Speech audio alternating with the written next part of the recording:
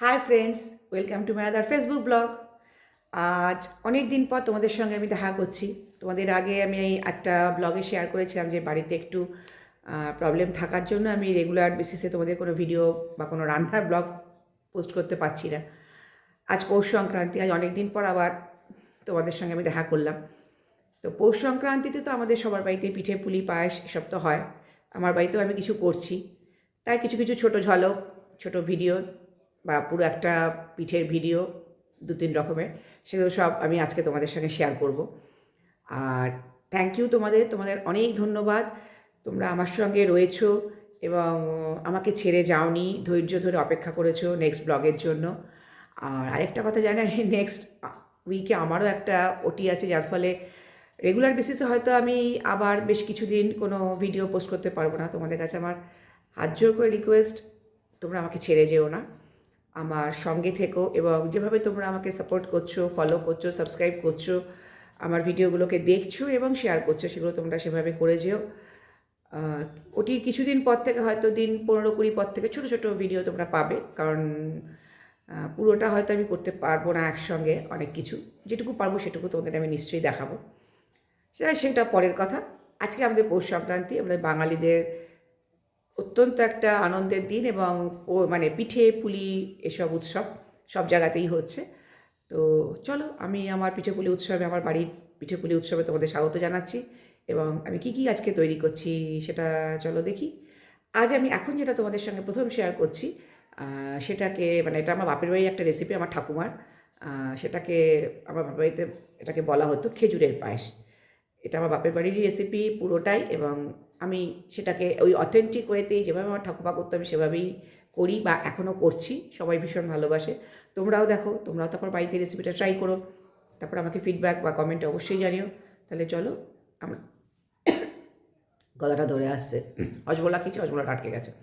যাই হোক, এখন শেয়ার করি আমার খেজুরের যে পিঠে বা খেজুরের পায়েস যেটাই বলো, সেই রেসিপিটা। চলো, লেটস গো।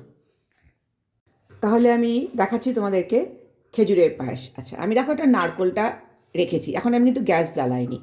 এটা একটা মানে কি বলবো, পাক তৈরি হবে, কিন্তু সেই পাকটা কিন্তু নাড়ুর মতো শক্ত কিছু নয়, শুধুমাত্র চিনিটাকে সামান্য গুলিয়ে নেবার জন্য এবং পাকটা তৈরি করার জন্য যেটুকু গরম বা যেটুকু হিট প্রয়োজন, যেটুকু পাকটা দরকার সেটুকু দেওয়া হবে। আচ্ছা, এইবার যে জিনিসগুলো লাগবে সেটা আমি তোমাদের পরপর দেখাচ্ছি। আমি গ্যাসটা অন করে দিচ্ছি। আচ্ছা, এই নারকোলটা আমার ঠিক এরকম একটা, আমি তোমায় দেখাচ্ছি, এরকম বড় সাইজের একটা নারকোল আছে, গোটা একটা নারকোল। এবার এই পরিমাণটা হচ্ছে, এই নারকোলটার সঙ্গে আমাকে নিতে হবে হচ্ছে গিয়ে নারকোলের 2টো মালা, হাফ মালা ময়দা। আমি তোমাদের সেটা দেখাচ্ছি। এটা গ্যাসটা গরম হতে হতে আমাকে জিনিসগুলোকে মিলিয়ে নিতে হবে। তো শুরু করছি।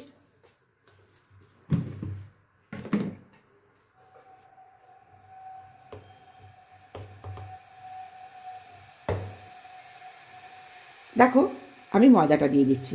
এটা আমার ময়দার পরিমাণ, মানে যতটা নারকোল তার, তোমার যে সাইজের নারকোল হবে সেই সাইজের নারকোলের যে মালাটা থাকবে, সেই মালার হাফ মালা যাবে হচ্ছে ময়দা। দিলাম।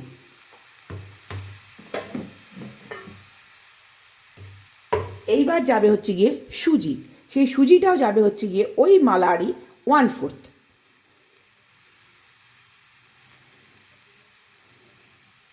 দেখো এতটা। এগুলো আমি আলাদা আলাদা করে মেজারমেন্ট কাপে, মানে মালাটার মেজার করে আমি বাটিতে বাটিতে রেখে দিয়ে এখন এটা দিয়ে আমি জাস্ট দিচ্ছি। তার কারণ হচ্ছে, নারকোলের জিনিস তো, নারকোলের মালাটা তো রেখে দেওয়া যায় না, নারকোল করার পর যদি পিঁপড়ে হয়, ওটা সরিয়ে দিয়েছি। এইবার আমি দেবো হচ্ছে গিয়ে চিনি। চিনির পরিমাণটা খুব বেশি হবে না, শুধুমাত্র পাক ধরার জন্য যেটুকু প্রয়োজন, ঠিক আছে? কারণ এটা আবার তারপর ভাজা হবে এবং দুধে পড়বে, সেই জন্য, কারণ পায়েস কথাটা আমি বলেছি। তাহলে এবার দিচ্ছি চিনিটা। চিনিটা ওই ধরো 5 থেকে 7 চামচ মতো আমি দেবো।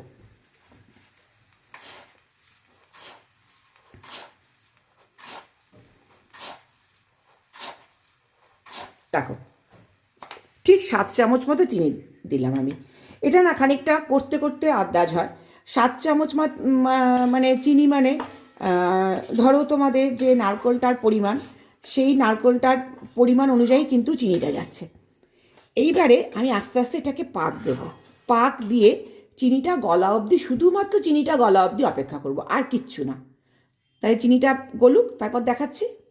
দেখো এটা পাক হয়ে গেছে।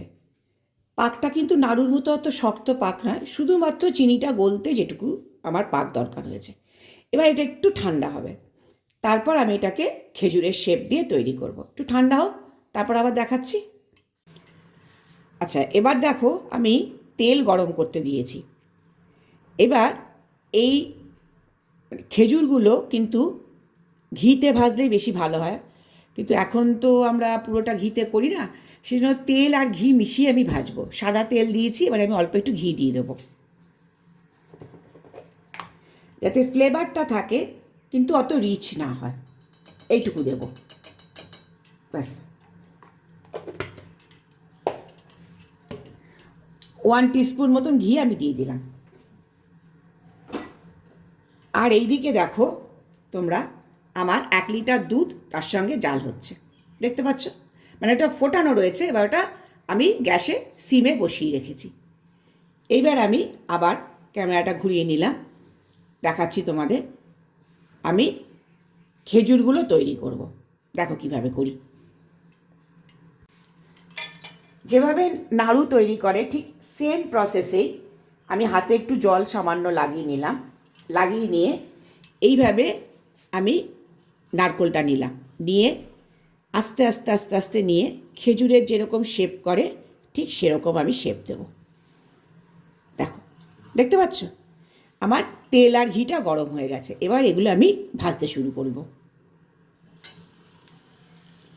আমি চিমনিটা অন করি, নাও এবার শুরু করছি। গ্যাস কিন্তু আমি পুরো সিমে রেখেছি।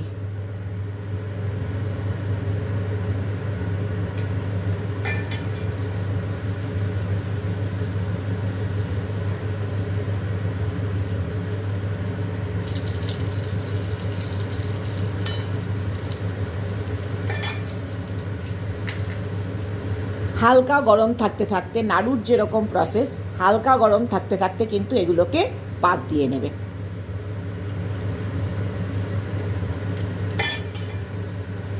তাহলে আমি খেজুরগুলো ভেজে নিই, তারপর বলছি আবার কি করতে হবে। দেখো লাল লাল খেজুরের মতো জিনিসটা তৈরি হয়ে গেল। এইবার আমি এগুলোকে দুধে ফেলে দেবো, তুলে নিয়ে আমি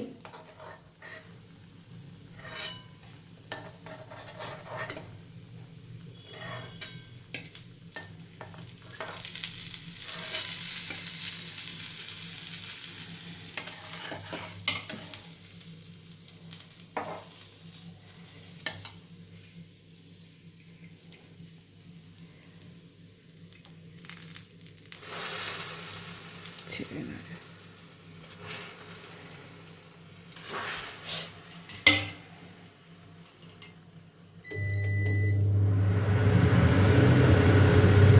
দেখো দুধে ফেলে দিয়েছি। এইবার বাদবাকিগুলো ভাজি, ভেজে আবার দেখো কেমন সুন্দর লাল লাল দেখতে হচ্ছে। এগুলো না শুধু শুধু খেতেও খুব ভালো লাগে, কিন্তু দুধে দিলে স্বাদই আলাদা। এবার আমি একটা একটা করে তুলে নেব। তুলে নিয়ে এগুলোকে আমি আবার দুধে ফেলবো। প্রথম যে কটা হচ্ছে সেটাকে দুধে দিয়ে দিয়েছি, এবার এই সেকেন্ড যে কটা হচ্ছে সেটা। একটা কথা মাথায় রাখবে, দুধটা কিন্তু আমার সিমে, যার জন্য আমার দুধে কিন্তু কোনো ফুট আসছে না, কোনো অসুবিধা হবে না। সব কটা হবে, তারপর আমি দুধ বাড়িয়ে আস্তে আস্তে তখন আমি দুধের টেম্পারেচারটা কী করি তোমাদের সঙ্গে শেয়ার করব। তাহলে আমি এগুলোকে এবার দিয়ে দিই।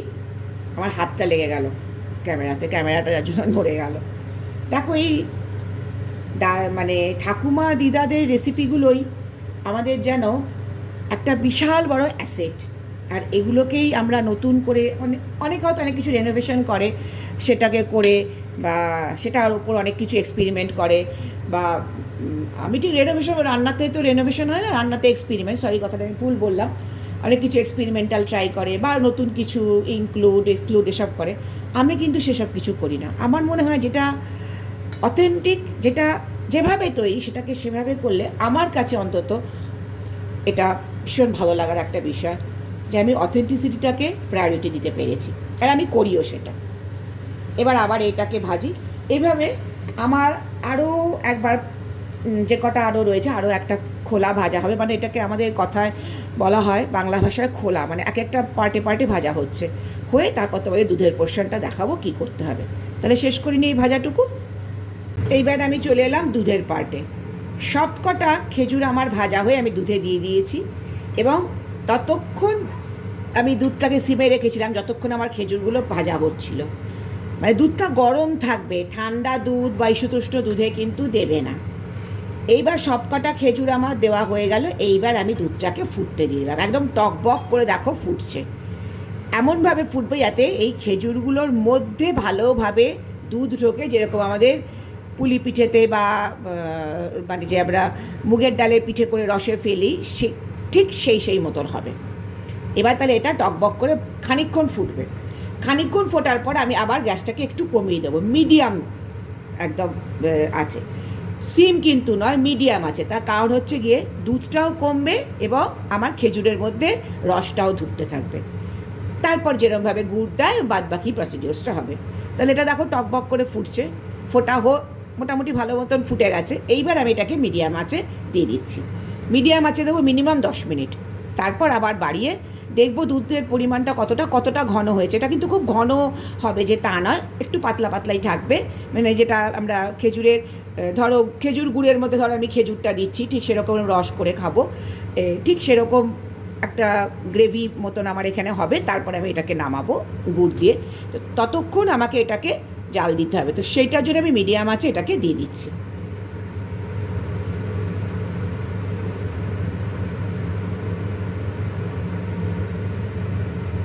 দেখো তোমরা ফুডটা কিন্তু একটু কমে গেল, তাতেই বুঝতে পারছো আশা করি যে গ্যাসের আঁচটাও কমে গেল। এটা হোক, তারপর আমি 10 মিনিট পর আমি তোমাদের সাথে আবার দেখা করছি। দেখো এটা কমপ্লিট হয়ে গেছে। কমপ্লিট হয়ে গেছে মানে এবার আমি এর মধ্যে গুড় মেশাবো, আমাদের নলেন গুড় সেই মেশাবো।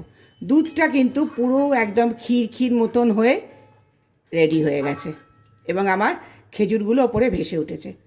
এইবার আমি এর মধ্যে পাটালি দেবো। তাহলে দিয়ে ফেলি। দেখো তোমরা যেরকম মিষ্টি খাও সেরকমভাবে দেবে, যার বাড়িতে যেরকম মিষ্টি খাওয়া হয়। আমার বাড়িতে আমরা যেরকম মিষ্টি খাই আমি সেইভাবেই পাটালিটা দিলাম। এবার এই পাটালিগুলো কিন্তু অটোমেটিক্যালি গলতে শুরু করবে এবং এই দুধটা এই জন্য এতটা পরিমাণ ঘন করতে হবে যাতে পাটালিটা দেওয়ার পর যে জলটা কাটবে সেটা কিন্তু খুব বেশি হয়ে একবারে দুধটা সেই ট্যালটালে যেন না হয়ে যায়, ক্ষীর ভাবটা যেন বজায় থাকে। সেইভাবেই কিন্তু এই দুধের পরিমাণটাকে আগে কমিয়ে নিতে হবে এবং তারপরেই পাটালিটাকে আমি গরম অবস্থাতে দেব, দিয়ে আমি চাপা দিয়ে রেখে দেবো।